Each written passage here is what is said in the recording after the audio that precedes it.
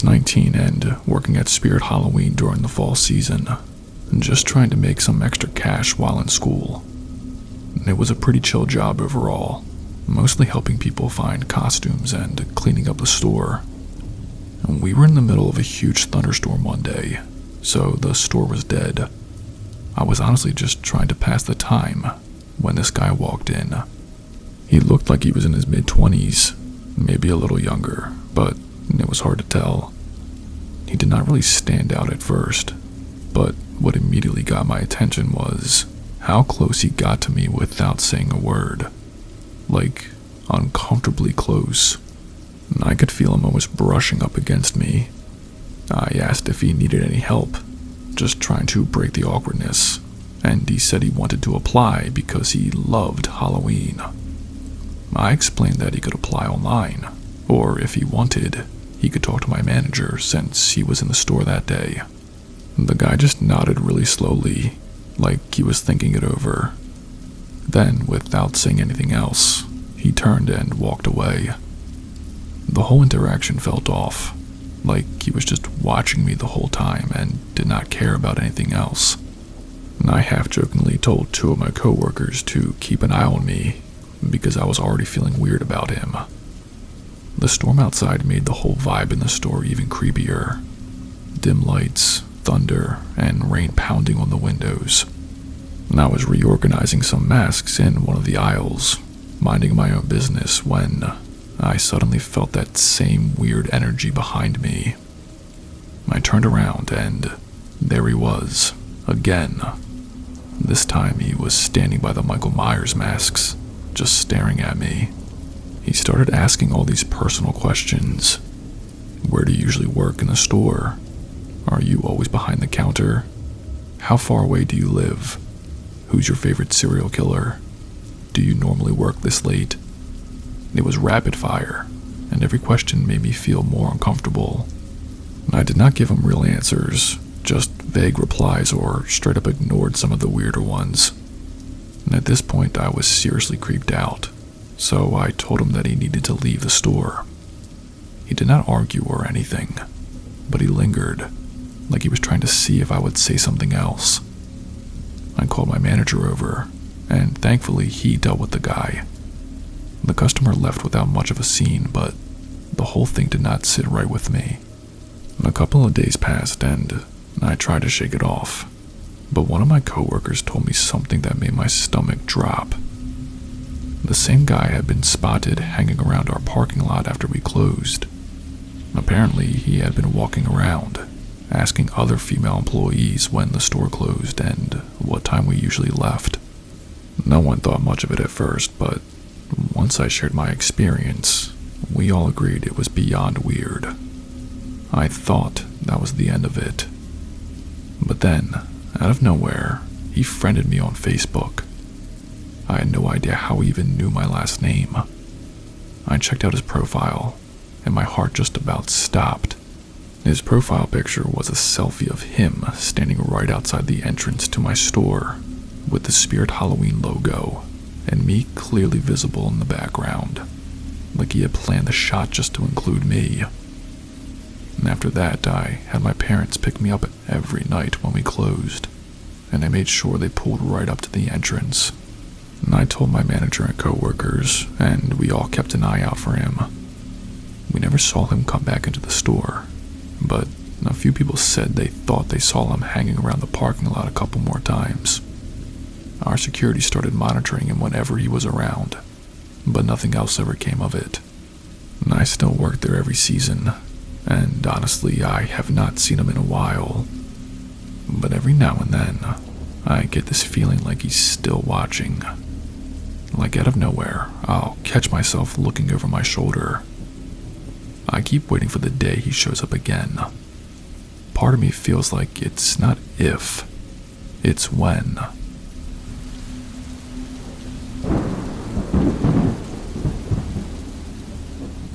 I work at a Spirit Halloween store, and let me tell you, you meet some real characters. Most of the time, it's just people who are really into Halloween, or kids excited about picking out costumes. But this one day, something really bizarre happened, and I can't stop thinking about it. It was mid-afternoon, right around that time when the sun's starting to set and everything outside has that golden red glow. I was at the register with my coworker, Kate. It wasn't super busy, just a steady stream of people coming through. Kate was handling her line, and I was in mine, when I noticed this older lady step up to Kate's counter. Here's the thing, she did not have anything to check out. She just stood there. At first I thought maybe she was lost or had a question. But then, out of nowhere, she says to Kate, "I had a dream last night that I needed to come into the store and speak with you." Now, I don't know this woman, and neither does Kate, so it was already kind of weird. But Kate, being polite, asks if she needs help with anything. The woman shakes her head and says, "No, you need to call your mother. Make sure she's okay." Kate looks confused and laughs it off, telling the woman that she'd just seen her mom that morning and everything was fine. But the woman was not letting it go. She leaned in really close and said, "Call her." Then, without another word, she just walked out of the store. No purchase, no browsing, nothing. We were both weirded out, but we shrugged it off, thinking she was just some eccentric old lady. Kate took her 15-minute break a little while later, and, just to humor herself, decided to call her mom. She came back from her break saying her mom was totally fine, nothing unusual. We joked about how random it was, but by the end of the shift, we had kind of forgotten about the whole thing. The next day, Kate did not come in. She called out sick, which wasn't like her, but I did not think much of it. People get sick, you know? But she did not come back for 3 days. When she finally did show up, she looked a wreck, like completely distraught. I did not even recognize her at first. That's how bad it was. We did not have a chance to really talk until the end of our shift. That's when she dropped the bomb. Kate's aunt, her mom's sister, had hung herself in their basement the day after the old woman told her to call her mom. Kate had been with her family, dealing with everything, which explained why she had not been at work. She was visibly shaken, like she was trying to hold it together but failing miserably. She kept bringing up the old woman, saying how strange it was, how that lady somehow knew something terrible was about to happen. Kate's mom had been fine, but her aunt, well, clearly she wasn't. The timing was too close to ignore. We tried to figure out who the woman was, if maybe she'd left something behind or made a purchase, but there was no record of her. Nothing. We even checked the cameras, but the footage did not offer any clues. Just this old lady walking in, talking to Kate, and leaving without buying anything. No way to trace her. The whole thing was eerie, and the more I thought about it, the more unsettled I felt. I kept telling myself it had to be some wild coincidence, but part of me wasn't so sure. Kate couldn't shake it either. A few weeks after she came back, she quit. Said she couldn't handle being in that store anymore, not after what had happened. Now, every time I think back on it, I wonder who that woman was. How could she have known? Or did she? It's like this weird, unexplained thing that's always going to stick with me.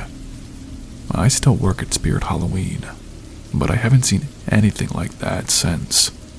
Still, I can't help but feel that woman knew something. Something none of us could have ever seen coming.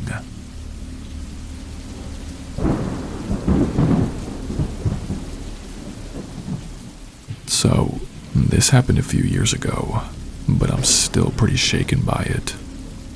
For context, I used to work at a movie theater in this strip mall, and Spirit Halloween would pop up every year around September, right next to the theater. And it was convenient, because I needed a last-minute costume for a Halloween party, so I decided to hit up Spirit during my lunch break. I had about 30 minutes to find something quick, so I grabbed a Wednesday Addams costume and headed to the register. The guy working the register looked rough. Greasy hair, tattoos, and this smug grin. He gave off a vibe like he thought he was the coolest dude in the room, which wasn't hard since it was just me and him.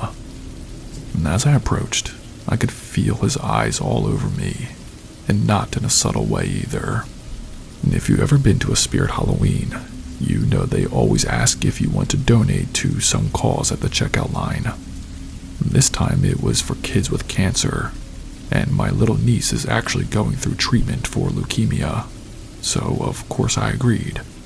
When you donate, they make you sign your name on this little paper pumpkin or whatever, and they tape it to the wall with the others. I filled it out, trying to avoid more awkward small talk. And as I finished up, he said, "Wednesday Addams, huh?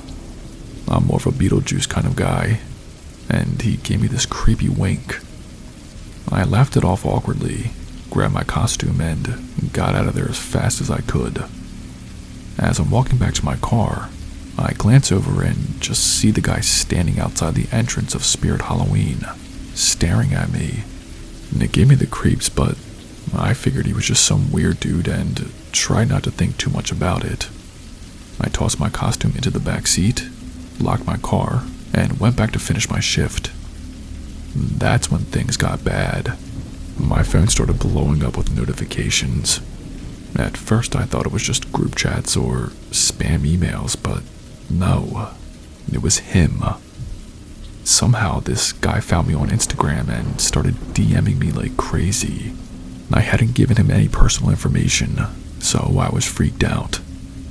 Then he says, "I got your full name from the donation paper you signed." He knew where I worked because the movie theater was right next door. He started sending me pictures of my car from the parking lot, saying things like, "You should let me pick you up in a real car." And I blocked him immediately and tried to push it out of my mind, hoping he would leave me alone. Spoiler, he didn't. My shift finally ended, and by this point I was on edge. I asked one of my coworkers to walk with me to my car, just in case. The parking lot was mostly empty by then, and I did not see anyone hanging around, so I thought maybe it was fine. As soon as I got into my car, though, I heard this rustling underneath it. Before I could process what was happening, someone wearing a Beetlejuice mask popped up at my driver's side window.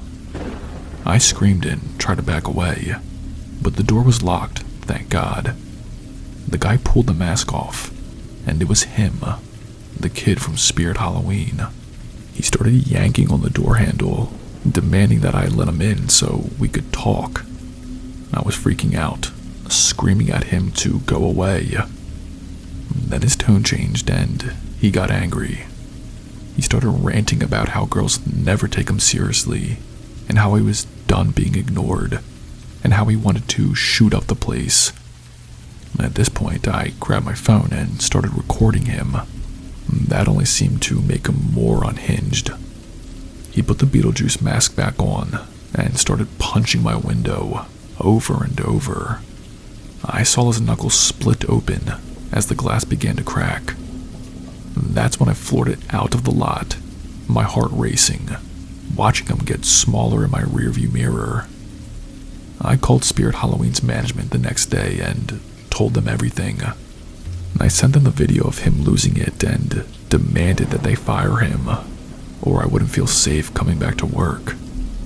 Thankfully, they fired him, but that wasn't the end of it. I switched movie theater locations just to be safe, but every now and then, he still tries to follow me on fake accounts. That time in my life was terrifying, and even though I feel a little safer now, it still haunts me that people like him are out there, lurking.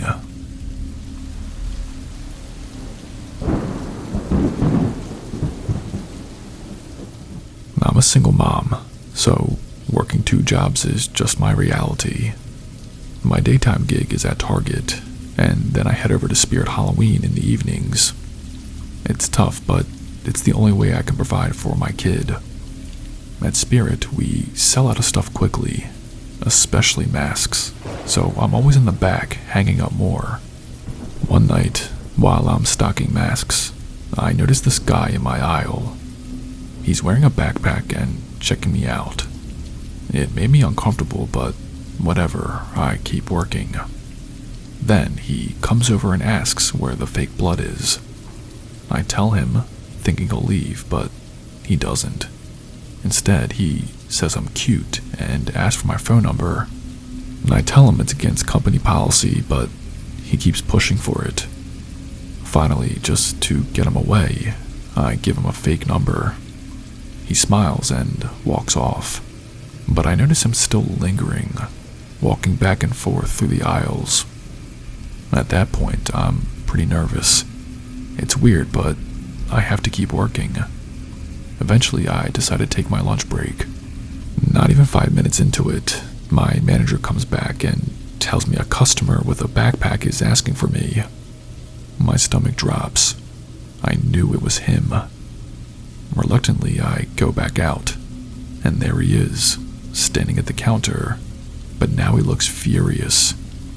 He starts yelling, calling me a dumb whore for giving him a fake number.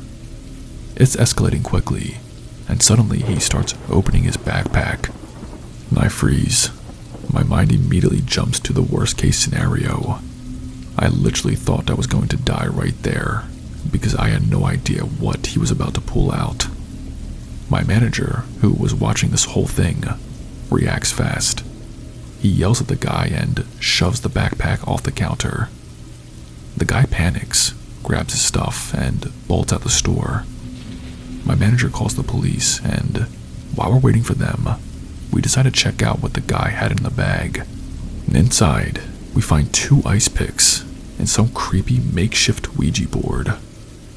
The whole thing left me shaken.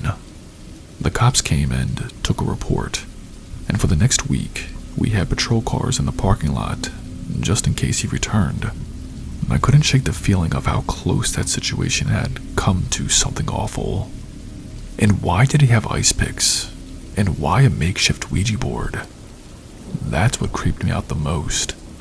I left Spirit Halloween soon after that.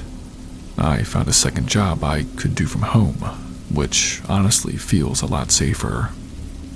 Sometimes I still think about that guy, wondering what his real plan was with those ice picks and the Ouija board. Whatever it was, I'm just glad I did not stick around to find out. Hey, what's up guys, it's Spooky. If you've made it this far, congratulations, you survived. If you did not know, I have an Instagram. Follow me on there so we can connect. I also have a Patreon. On there you'll have direct access to me and can see the upcoming videos, polls, and soon-to-be exclusive stories only shared on there. If that's something that interests you, please consider joining. That's all I have for you guys tonight. Stay spooky and I'll see you in the next video.